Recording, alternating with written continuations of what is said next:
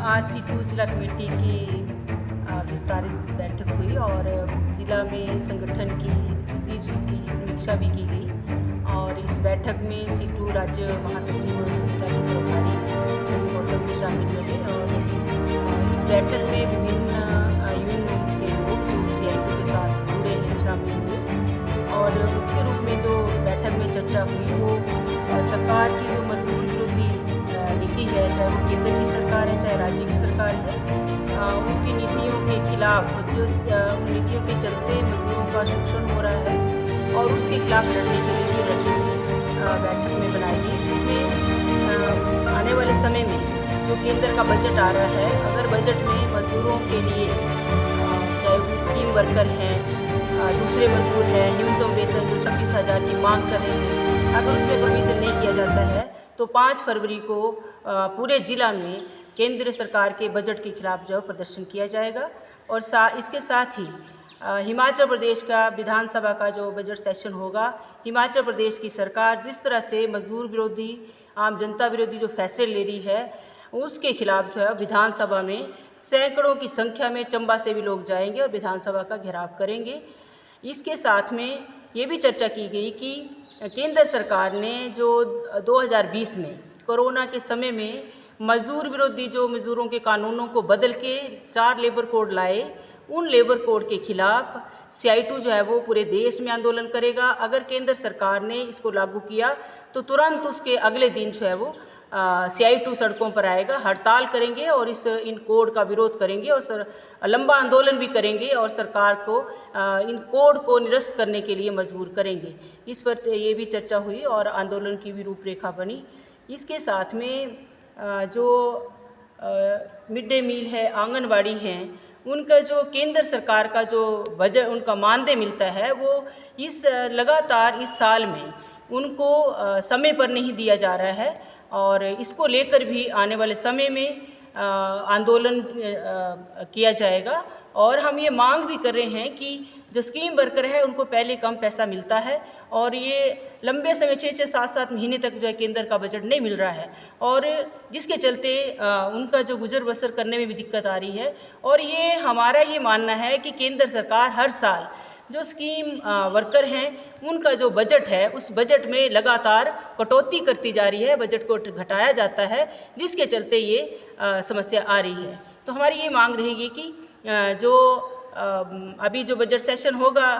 केंद्र सरकार का, जो हम मांग कर रहे हैं लंबे समय से कि मजदूरों को न्यूनतम वेतन 26,000 रुपये दिया जाए और जो पक्के किस्म के काम हैं जहाँ पे ठेका वर्कर को रखा गया है तो वहाँ पे नियमित कर्मचारी को उन ठेका वर्कर को नियमित कर्मचारी किया जाए और जहाँ पे भी जिस तरह के पक्के किस्म के काम है रेगुलर रोज़गार उसमें दिया जाए। और जो हिमाचल प्रदेश के अंदर भी आउटसोर्स वर्कर है, जिस तरह से ये शोषण सरकार कर रही है और अभी भी जो है सरकार उसी तरह की रेगुलर भर्ती नहीं कर रही है, जबकि सरकार ने कहा था कि हम व्यवस्था परिवर्तन लाएंगे, रेगुलर रोज़गार की बात की गई थी, मगर आज हिमाचल प्रदेश के अंदर भी हम देखते हैं कि रोज़गार जो है वो पक्का किस्म का रोज़गार किसी को नहीं दिया जा रहा है। उल्टा जो रोज़गार पे लोग लगे हैं उनकी चटनी की जा रही है। बिजली बोर्ड का हमने देखा और इसी तरह से जो शिमला में अभी हाल में हुआ, यूनियन ने लड़ा और वो नौकरी उनकी बहाल हुई, लेकिन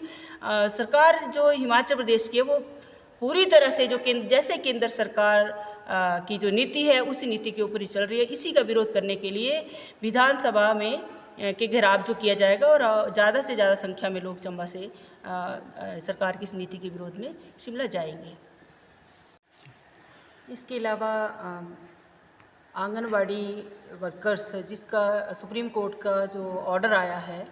2022 में कि आंगनवाड़ी वर्कर ग्रेच्युटी के हकदार हैं, तो आंगनवाड़ी वर्कर को अभी भी ना तो केंद्र सरकार ग्रेच्युटी की बात कर रही है ना राज्य की सरकार। यूनियन के लेवल पे हम कई बार सरकार से मिल चुके हैं, जो लोग रिटायर हो रहे हैं उनको उसका फ़ायदा नहीं मिल रहा है। इसके साथ में अभी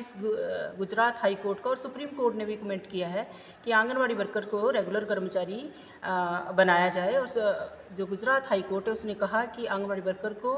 तृतीय श्रेणी का कर्मचारी का दर्जा दें और जो हेल्पर है उसको चतुर्थ श्रेणी का दर्जा जो है दिया जाए। ये हम मांग करते हैं कि इस फैसले को लागू सरकार करे। इसके साथ में जो मिड डे मील है, हिमाचल प्रदेश हाई कोर्ट ने